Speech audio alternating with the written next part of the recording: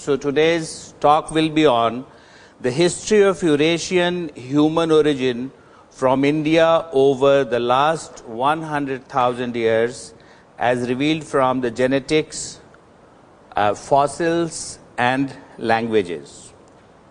In 1987 and 1988, two different teams of DNA specialists, they published their reports which found that the oldest human mitochondrial DNA lineages L0, L1, L2 and L3. These are found only in a few tribes of Africa and nowhere outside. Later it was further shown that the oldest male lineage, Y chromosomal lineage A and B, they too were found in the same tribes of Africa today.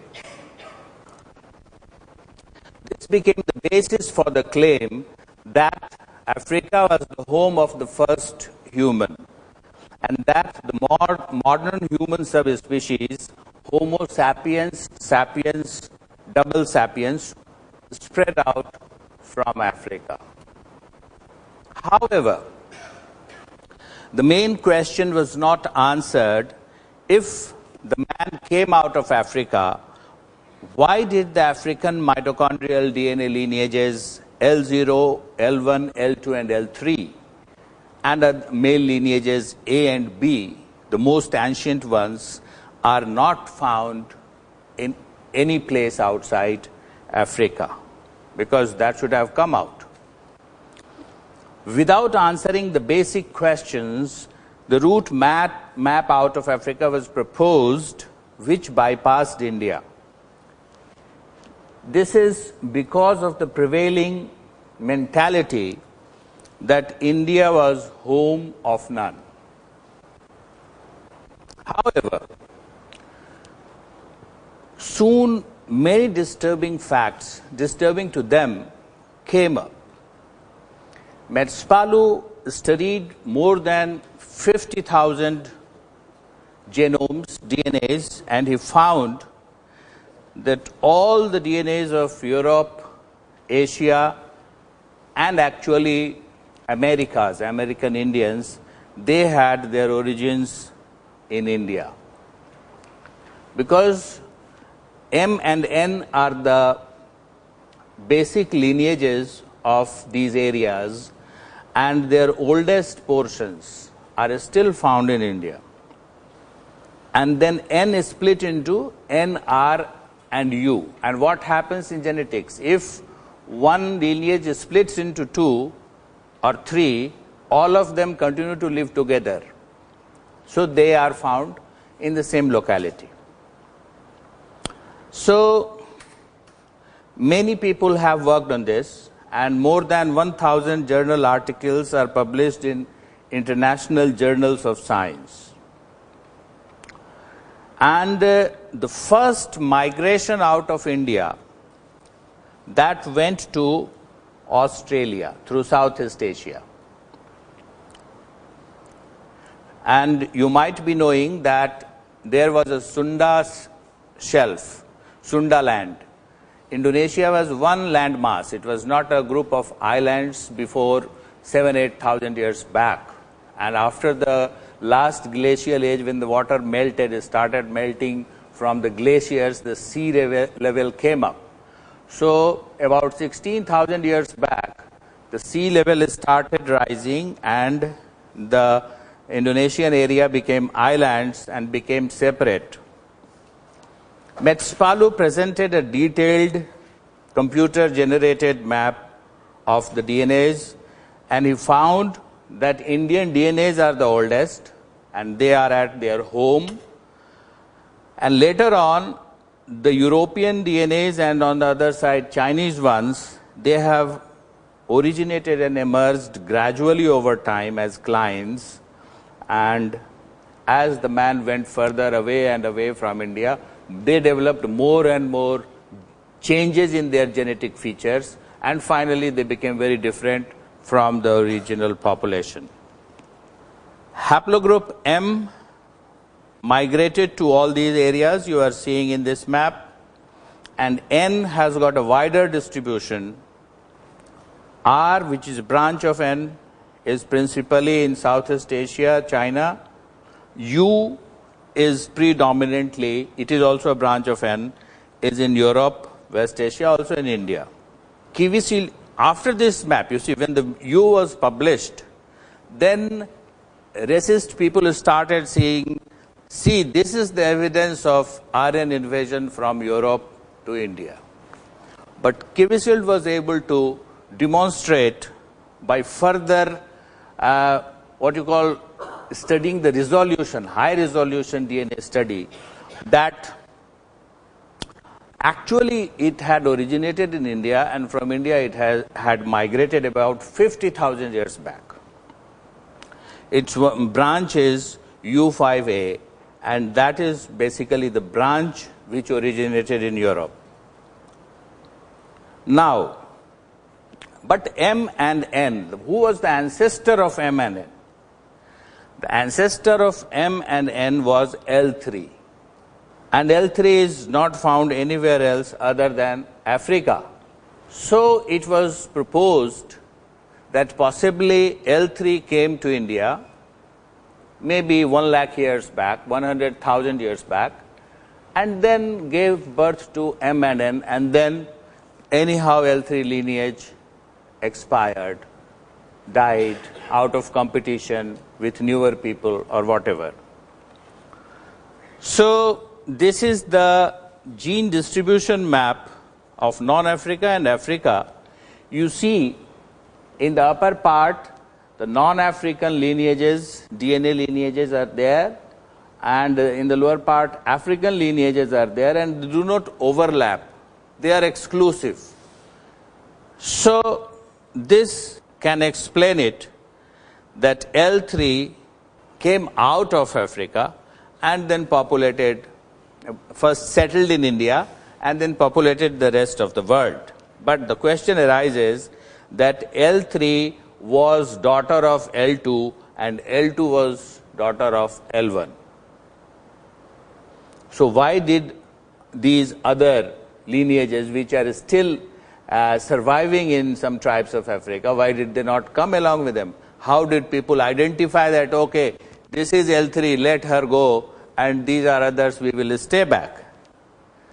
But we do not get any L3 in India, and so this is a very crucial question. So my proposal is, which is more plausible, but nobody wants to entertain that, but one day or other, when more resolution of DNA will be available, the fact always reveals itself. Why not we can imagine that L0, L1, L2, L3, and then M and N, they all originated in India. Then there was a migration to Africa before M and N, birth of M and N, and they have stayed there, but because of some catastrophe, some devastating effect, the senior members of the lineage died out in India. By their looks also, the L3 do not look African. These are a few Fulani ladies, which is a tribe of the West Africa and which harbors L3 lineage, and most surprisingly, traditionally they wear sari. So I am quite surprised, and I have been studying their culture over the last 15-20 years. So my proposal is this, which I just told you, and there was a Mount Toba volcano eruption, about which I will tell you a few words, which possibly eradicated all these. Mount Toba volcano eruption took place about 74,000 years back, and its direction of ash was towards India. Its main brunt was borne by India. Some people survived in Indonesia, and many more survived in Africa, but only 1,000 people survived in India, and some studies suggest 200 survived. At least 40 ancient lineages of humanity were completely wiped out. and those which have survived are L0, L1, L2, L3 and M and N. So total 6 lineages are there, 40 died out. Now, more point has emerged this year itself. DNA of a non-Eurasian hybridizing ancestor of Pygmy, Hadza and Sandave tribes was found. These are some tribes of Africa. Their DNA was studied, and these are the oldest tribes, lineage-wise. They also speak the oldest human language, click languages. And their number is very small. They have not adopted farming or anything. They are hunter and food gatherers. Very primitive. So their DNA contains some DNA, some gene, which is found nowhere else, and which must belong to some unknown ancestor which hybridized them in the past. And after hybridization event, that ancestor died, because the percentage of genes is very small, less than 1%. So it hybridized a few individuals and then died. The extinction took place out of competition of the two different type of, that was not Homo sapiens sapiens, but a close relative of Homo sapiens sapiens. But marriage was possible, because after all, Homo sapiens sapiens is a subspecies. It is not the species.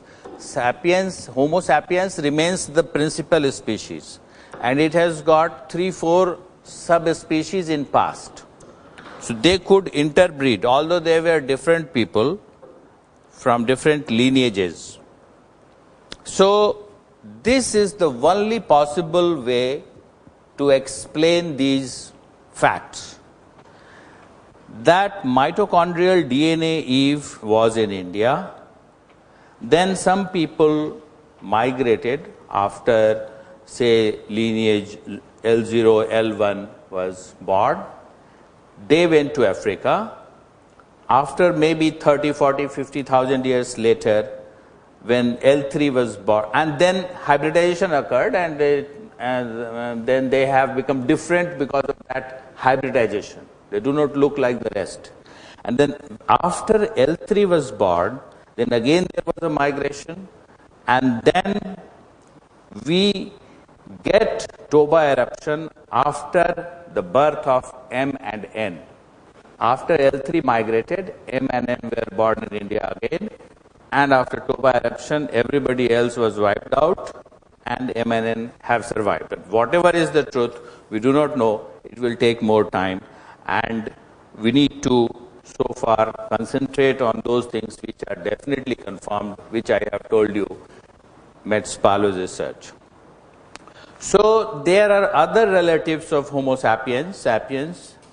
One is Homo sapiens neanderthalensis, died about 35,000 years back. Homo sapiens adultus, skeleton and skulls have been found, but no DNA available. But Neanderthal DNA has been recovered. Then there is Denisovan. This is the face of adultus, found in Africa, African skull, about 150,000 years old. One bone was found in Siberia, Denisova area, and it was a dark colored person, and gene was extracted out of that bone, and that gene has been found to be present in many people in this distribution, going up to Australia. So he was also hybridizing humans of that time. The location of Neanderthal was this green area, and he was a white person.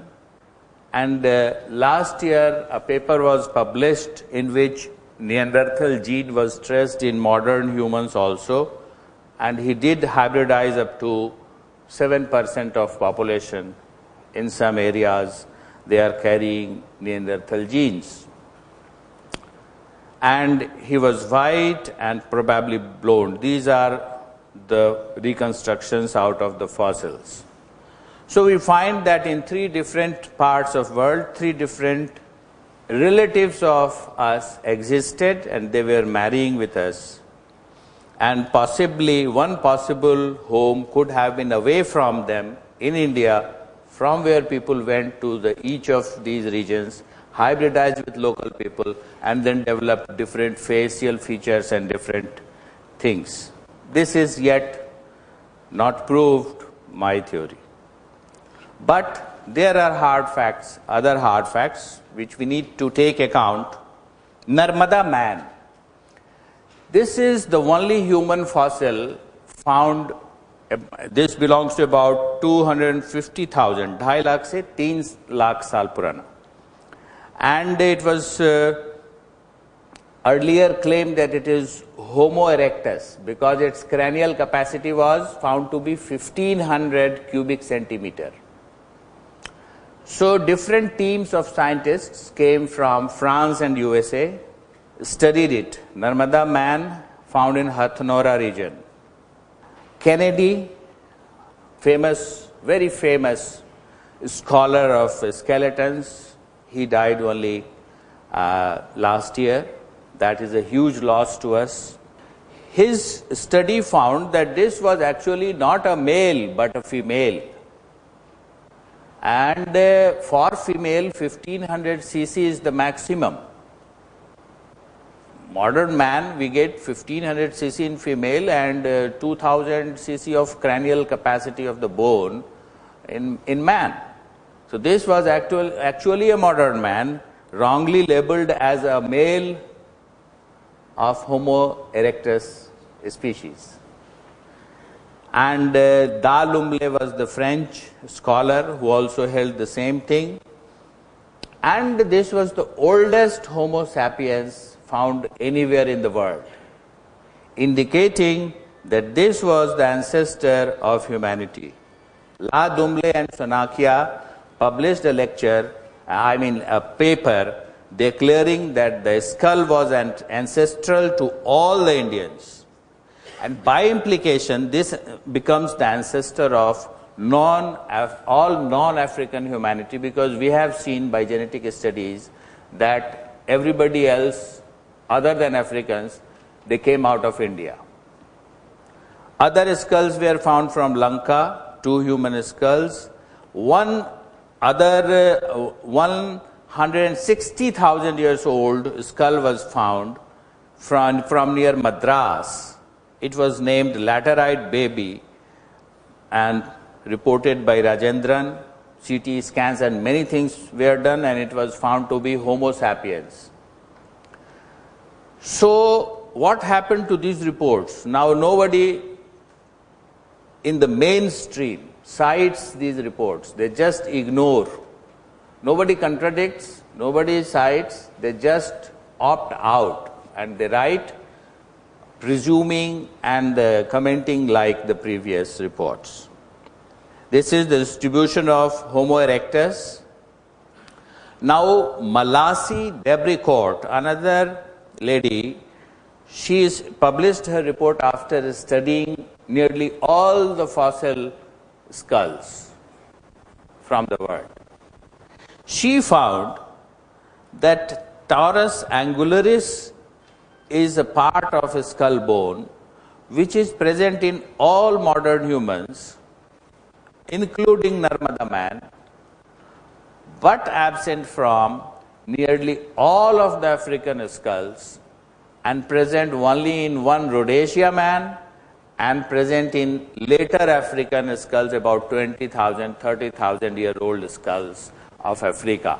Not 1 lakh and 1.5 lakh years old African skulls. No, they are not carrying that. So she proposed that Rhodesia man went to that place from India. So this is what, if her proposal is made into a graphic, this is this. And there is another evidence of Lake Mungo 3 DNA that I will talk now. So they also might have emerged from here at the same time. One went east, other went west. And you see, Narmada river is connected with Son river, and Son is connected with Ganga, and Ganga is connected with Brahmaputra, and like that, those people did not have pottery, so they were forced to live near rivers. They could not drink water if they lived anywhere away. So possibly they were using it as a highway, some sort of international highway. This is Lake Mungo 3 skeleton. This skeleton was found in 1960s from Australia. Lake Mungo is a huge lake there.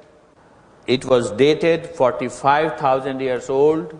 Later, its DNA was extracted, and it was found that the DNA was 14 mutations older. That means 50,000 years older than the African Eve's DNA. So this skeleton, although the individual lived 45,000 years back, but in his bone there was a modern human DNA which was 50,000 years older than the first so far assumed human being, the African Eve. So this Adcock and Thorpe, two people wrote on this, and later on their papers, published papers, were also dumped. Although the DNA evidence is very hard evidence, it is a product of laboratory findings, yet they were dumped. So one more thing was found, that this Lake Mungo DNA, its degenerated form is still found among us humans. Particular, what happened, its mitochondria became degenerated, and it got attached to one chromosome of modern humans by mistake, and that mistake is now continuing among us. So about 50% of us is carrying LM3 fossil gene, it has been named, denatured gene. That means that it was breeding with us and living along with us. So that place could have been India or somewhere, but not Africa at least. But then again, they have been dumped into oblivion. So now we can come to the latest DNA study by a more precise and more high resolution study, recombinant DNA study, which was published September 2011. It was funded by IBM, the computer company. It was very expensive, and so now it is really the final word, and it shows, it was published by National Geographic, their map.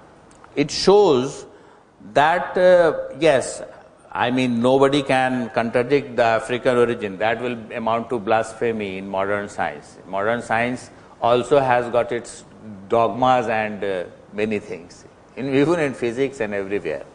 So, yes, first people, humans, came out of Africa, then they came to Gujarat, and then two branches, one went to south, then along the sea coast, they migrated like this, and then they split to populate Central Asia, China, Tibet, and everywhere. And on this side, you see one branch went through Central Asia to Europe, and one branch North Africa, like that. And its finer details are also available, but they have not been published, printed in the news. So now we can come to the history of journey of mankind as told by Stephen Oppenheimer's slides. They are available on the net as the journey of mankind. If you search on the Google, you will get it. So this is about 85,000 years back. Then 74,000 years back, Toba eruption, destruction, again regeneration. After Toba eruption, there was a 10,000 years long cold period because sulfur dioxide was released, which causes cold, hyper cold phase. And then repopulation started, and first batch left from Sindh and Punjab region to West Asia. And then further batches left from this Indus and Punjab region, Central Asia. You see in the map, from Assam, people went to Tibet, and like that, North Africa also was populated. So these are the first human settlers on these respective areas. About 40,000 years back, then about 25 to 22,000 years back, people entered the Americas. And this is, then you see, after this there was again an ice age, and northern populations were wiped out. So then later people started growing further north, and this is the story. Now in brief, after giving you this background, I will like to touch the Aryan invasion theory also, because that concerns most of us very much. So a few words. The Aryan languages or the Indo-European languages are spread in this geographical territory. It was the general belief of historians and linguists that none of the people living in India had originated in situ, in India. The North Indian Aryans, the Dravidians came from Elamite, North Indian Aryans came from Central Asia, and Munda, and that is Austro-Asiatic tribes came from Southeast Asia or South China. Mizo and Naga came from China. However, if I go back and come to this slide, these all slides refute. Even Mijos and Nagas, they also have originated in India, and from them the Chinese have been. Like this Adi, Arunachal Pradesh tribe, and Kalita of Jorhat, they were studied, their gene, and if we expand our study base, we will find that everybody went from India towards further, not from away to in. So this is the language family map. Out of this, you see Mon Khmer or Munda family, or also called Austro-Asiatic family. These are also distributed from India going to Vietnam and Laos. Now, V. Kumar in his DNA study found that these people who speak these languages, they migrated out from India about 15,000 years back. And on the other hand, Colin Renfrew was suggesting on linguistic grounds that all the major language families were born in or around West Asia, although it had no support value. But Colin Renfrew is the doyen of archaeology all over the world. He is a very senior archaeologist. So what he says, nobody can contradict. Similarly, Bellwood. So now we come to the facts. The DNA studies demolished the myth that India was a no man's land. Out of Africa, only a small number of people, 50, about 50 it has been suggested, came to India. Then out of India, the rest of the world was populated. The first published work belonged to Quintana Mursi, 1999. Then Kivisild wrote, the genetic heritage of the earliest settlers persists both in Indian tribes and caste populations. Because what happened? People started saying that they came to India, but soon they migrated to other nations and again left India as a no man's land. And later they started migrating into India maybe 5,000 years back. This was again proposed by many. So Kivisild proved that the genetic heritage of the earliest settlers persists both in Indian tribal and caste populations. Kashyap, Mountain, Majumdar, these all same things, that Indian castes, all castes and all tribes, they share the same types of genes, same genetic lineages, DNA lineages, and they have descended from the ancestral population. Some people say came to India from Africa 50,000 years back, others scholars say 85,000 years back, but whatever is the time, they came and now they are continuing as we Indians. A lot of articles, I cannot cite them all, but I have read them all and they all conclude this. So Oppenheimer in his book wrote, and sure enough, we find highest rates and greatest diversity of M17 line in Pakistan. See, M17 people claimed is the evidence of Aryan invasion on India. M17 is also named R1 or R1A later, and later on its latest name is R1A1A.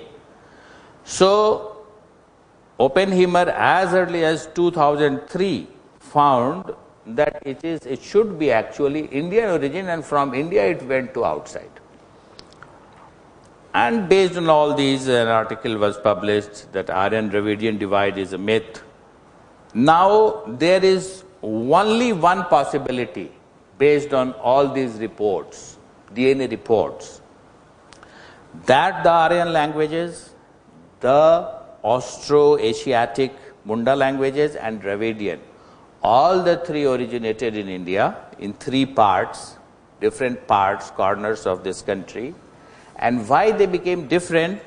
Because during the 5,000 years long ice age, people could not interact with each other, could not interbreed or marry or meet each other. So three different types of languages emerged from the past population, which existed here maybe 25,000, 30,000 years back. Okay?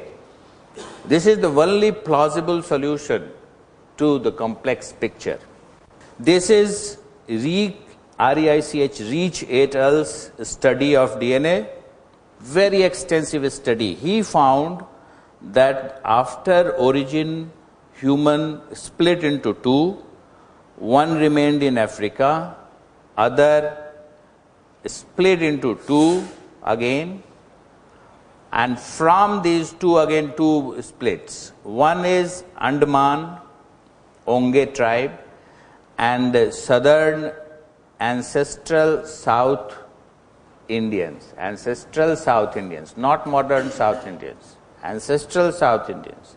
And the other branch again is split into two. Of course, this was happening in India because the first non-African man lived in India. So A and I, ancestral North Indian, and the European gene split from it.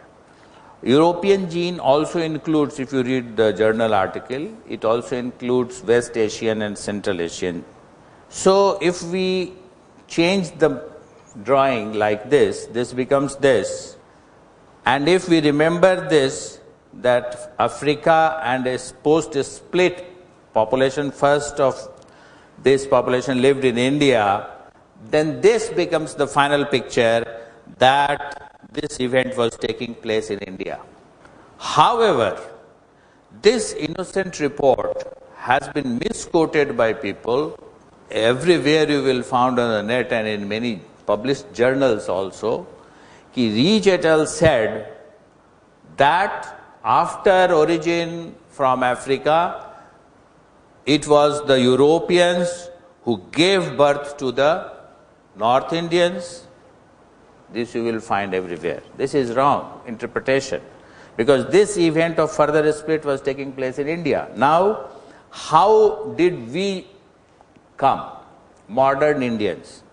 It has been found that ancestral North Indians and ancestral South Indians hybridized extensively, so that in India now genetically there is nobody a South Indian and nobody a North Indian.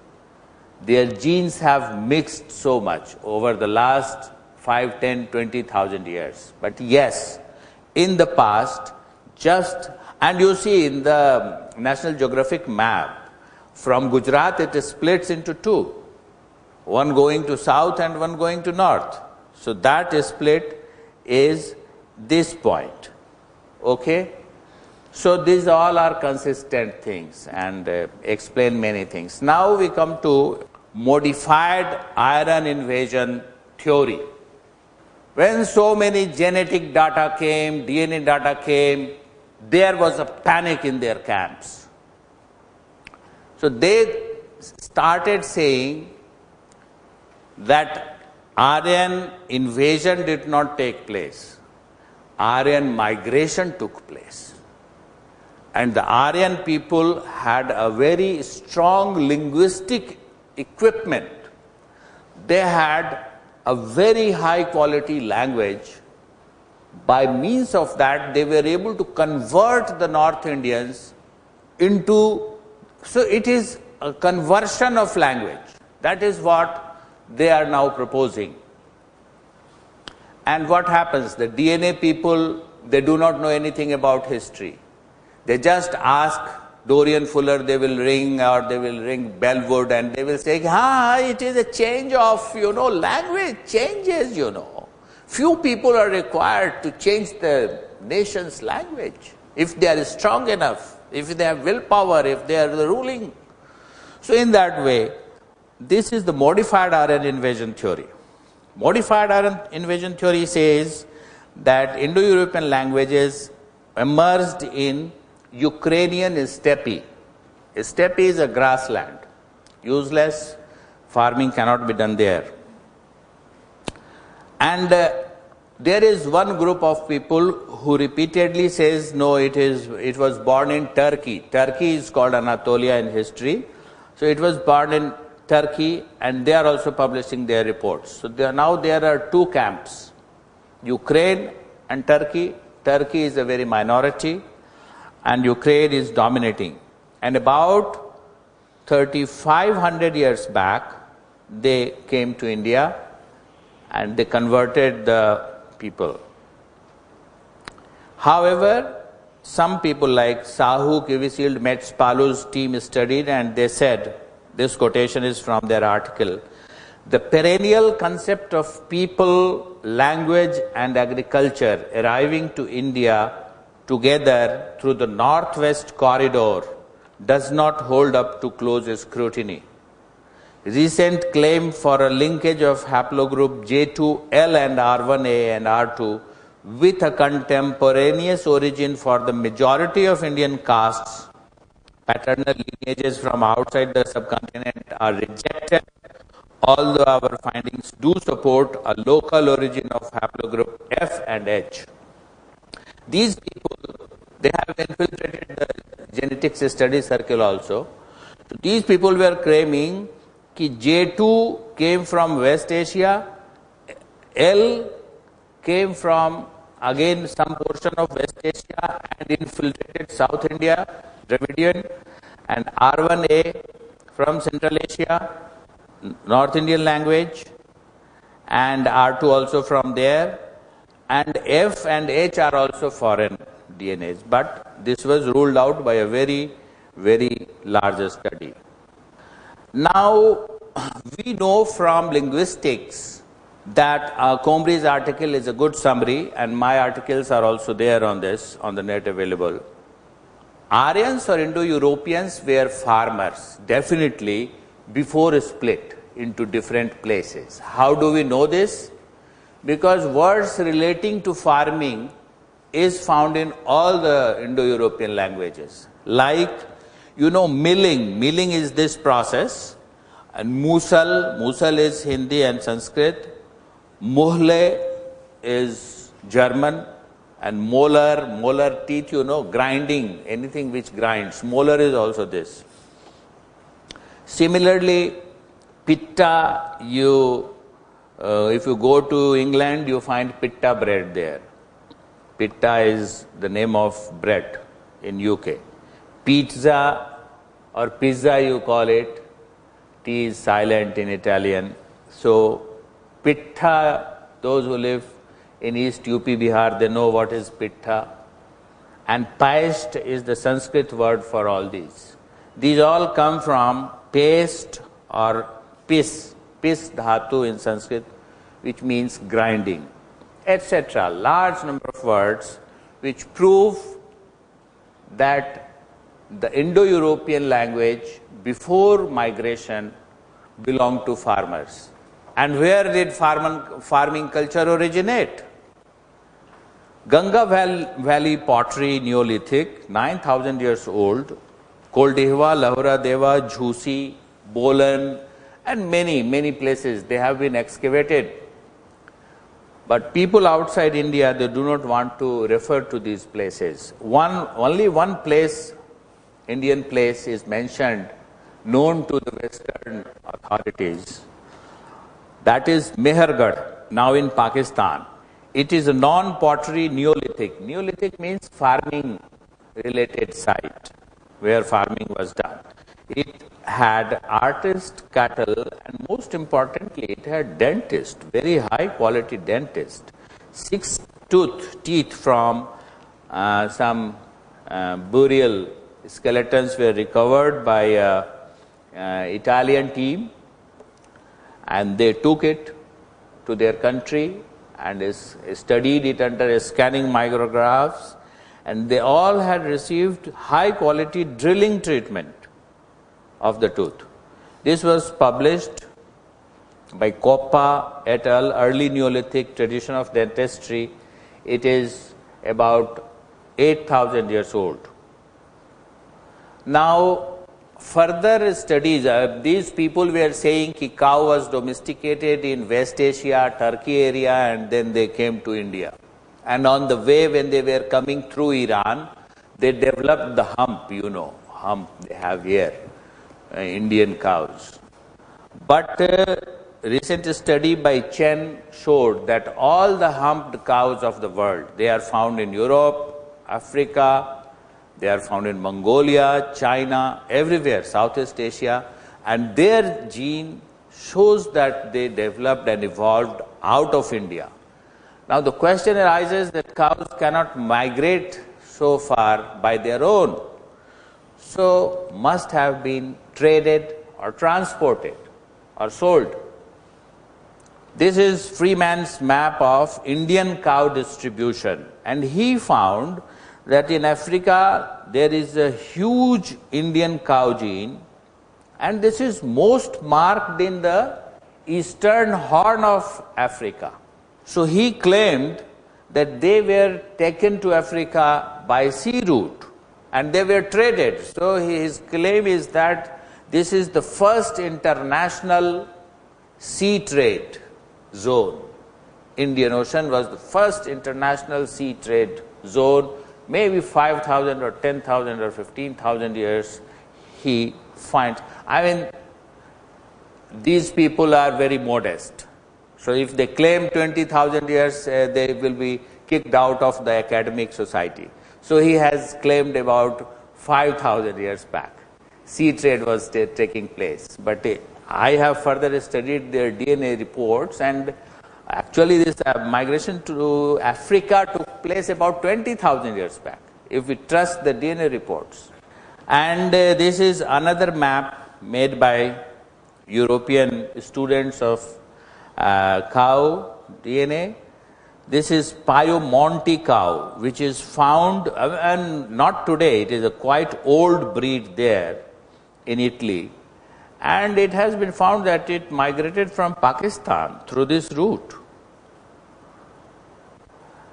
So, Cantane also studied widely cow genes and said that the mitochondrial DNA data indicates that the Ukrainian and Central Asian regions are zones where hybrids between taurine and zebu, zebu means Indian cow, taurine and zebu, Bos indicus cattle have existed. This zebu influence appears to have subsequently spread into southern and southeastern European breeds. See, this description is consistent with this map. But we know that Ukrainian, the said homeland of the Aryans, did not have cow, archaeologically we know, did not have cow till 4,000 years back. They start getting cow. And by DNA study, we can say that it was from India that these cows, zebu cows, went there 4,000 years back. So, how can it be proved that about 4,000 or 3,500 saal pehle they migrated from Ukraine to India? It is the reverse direction if we have to trust science. Very important. My article has been published in a journal on this, mice migration. It was found by so many authors, and there was no manipulation in the reports of mice, because it was thought that chalo ye to चूहे हैं, इनके gene में क्या manipulate करोगे? Humans, when we will be talking about humans, we will manipulate. So it was found that all the domestic mice of the world, they originated from India. They originated in India about 500,000 years back. Domestic mice, 4 species, 3 species. But they did not leave India until 15,000 years back. Their first batches left India 15,000 years back. And they went out of India mainly in 3 routes, 3 species. They went into 3 directions. Castaneous, they went to Southeast Asia and China.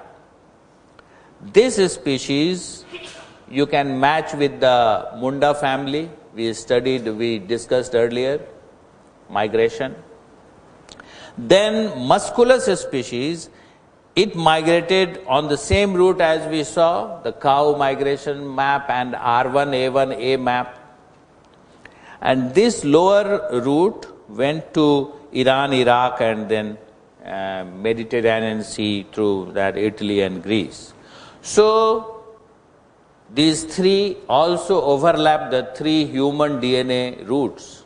Incidentally, it has been proved that domestic mouse cannot live without man, because he has developed the habit of eating only the refuse thrown away by man.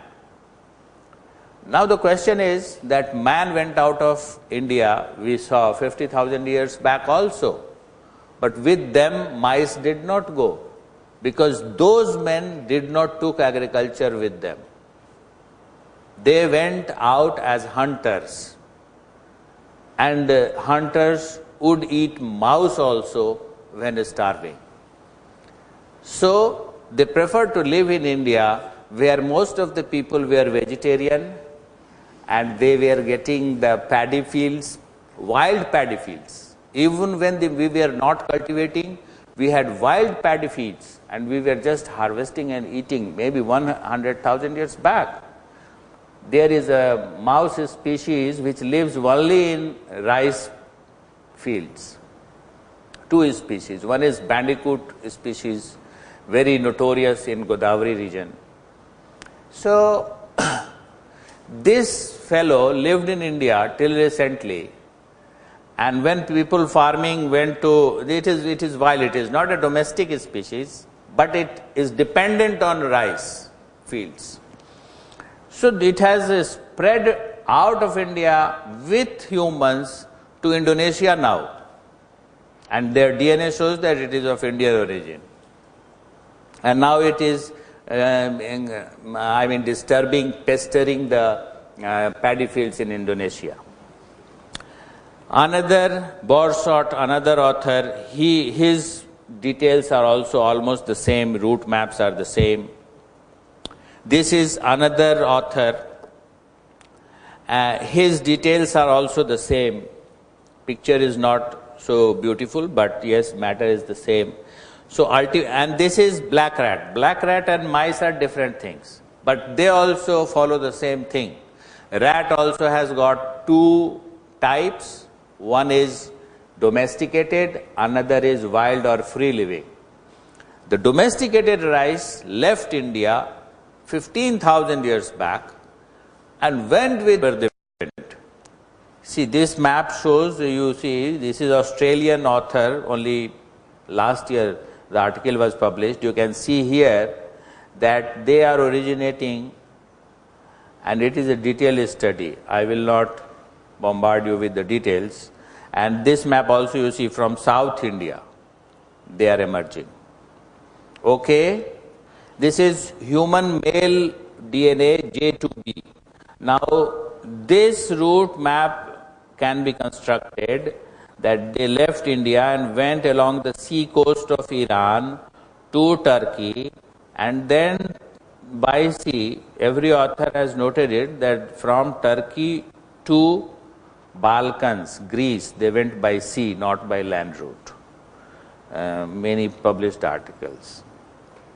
So, up to the point of Europe and Turkey, everybody says ki fine, farming, mouse and this lineage J2B migrated together. When it comes to India, the same author starts saying that possibly here they took a turn and from Turkey they migrated to India. Yes, but final resolution studies have shown that no, like this is Sen Gupta's study. She found that J2B2, the daughter of J2B, she was born near this part of UP, I think very near Kanpur. And Underhill found, this is very important map, 2009. This silenced everybody. Now nobody of them says that R1A is a marker of Aryan. Nobody says. They now say gene is gene in language is language. They have no relationship. Same people, I have talked with them.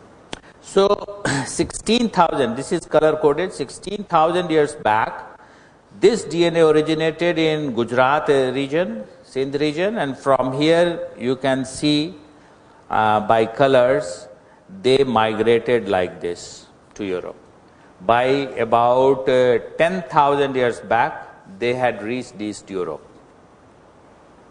And I have written and I am proposing that this was really the marker of Aryan invasion, but invasion in which direction, that has been clarified by Underhill. Wells claimed in 2001 that this is a marker of Aryan invasion in India, because the same genes were found in all countries, their time had not been determined then.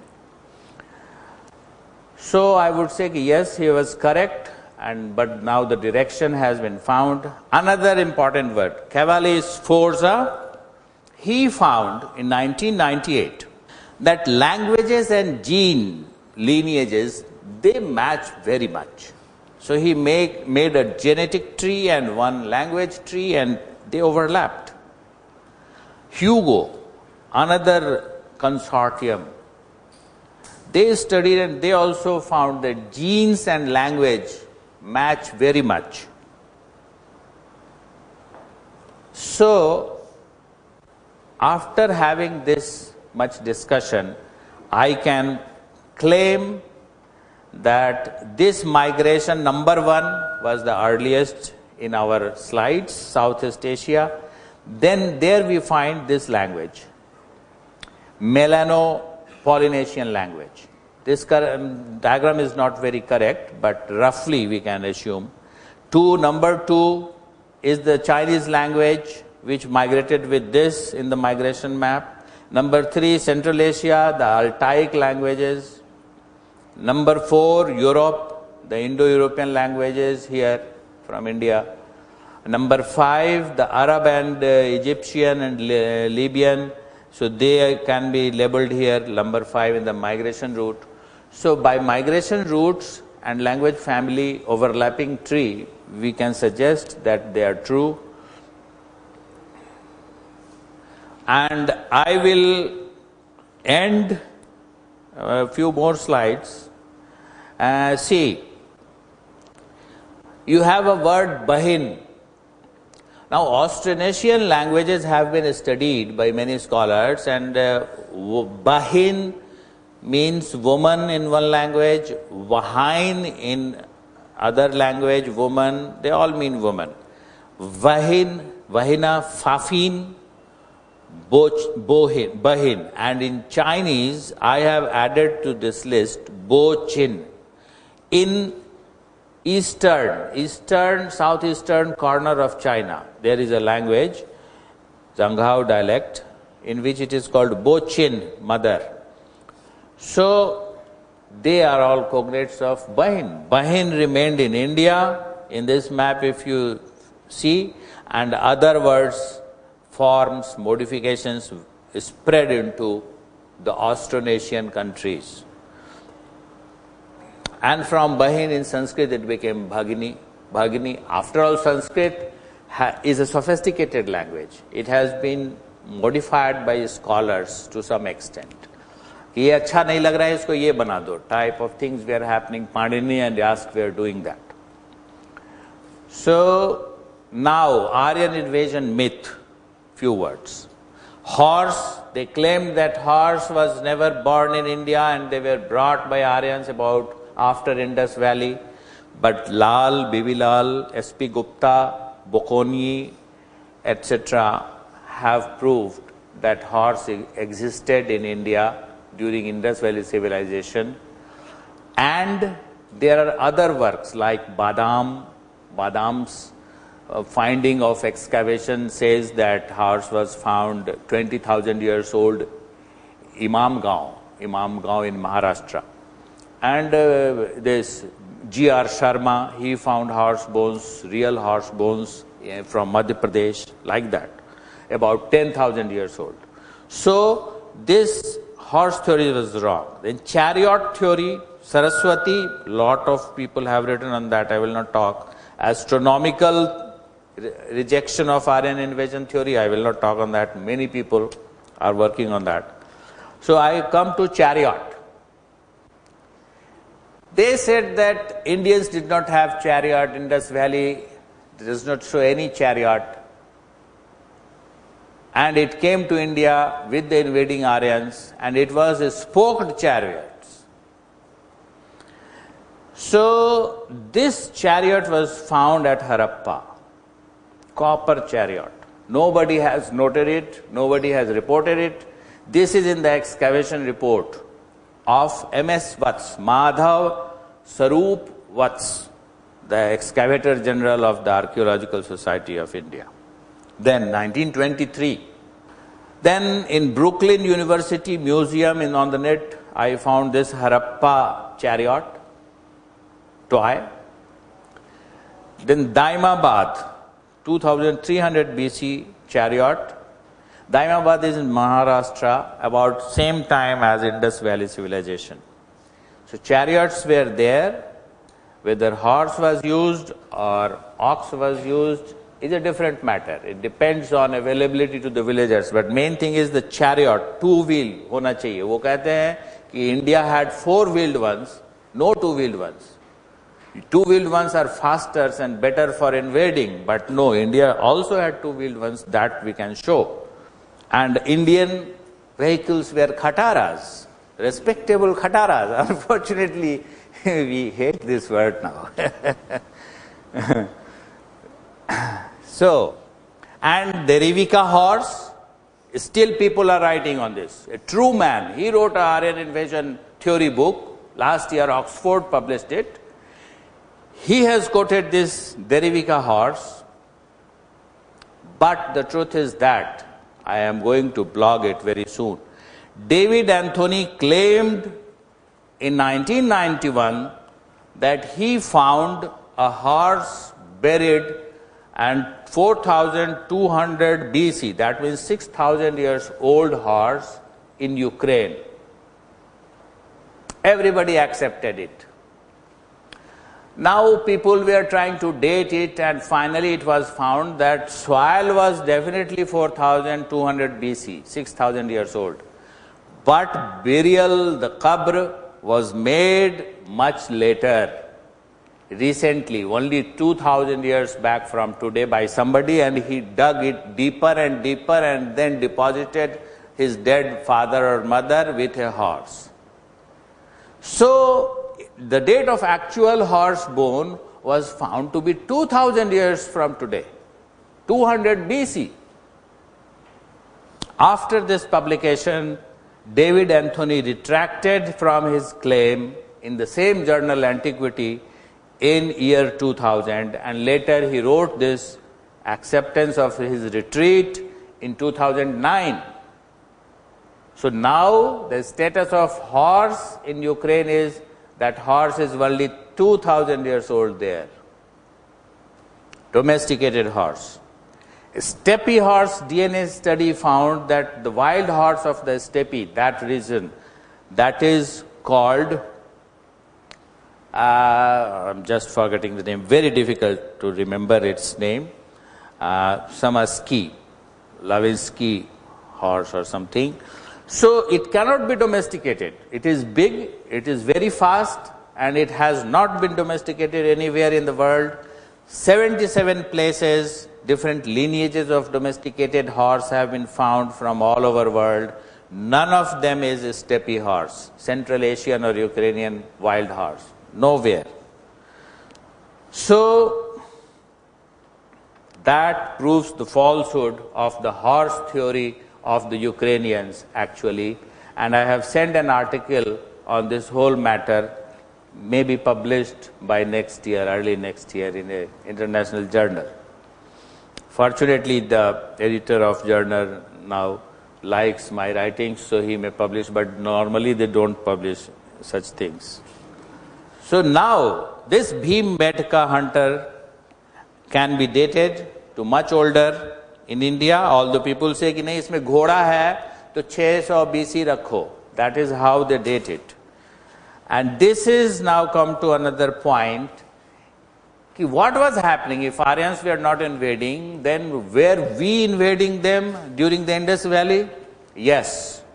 Caucasian Zebu, Copper Age, in the Caucasus mountain, they are Zebu. You can see, पीठ पर निकला हुआ है. They are all Zebus. They have been found.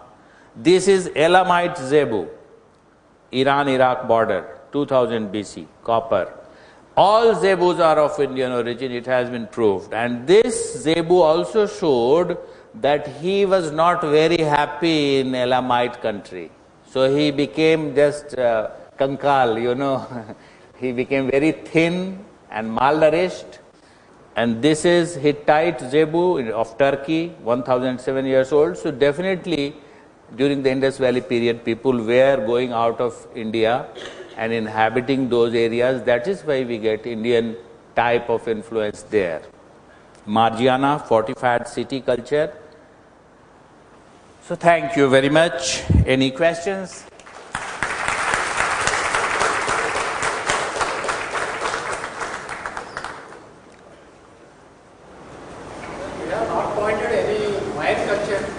Pardon? Wine. We have not pointed to wines. Wine?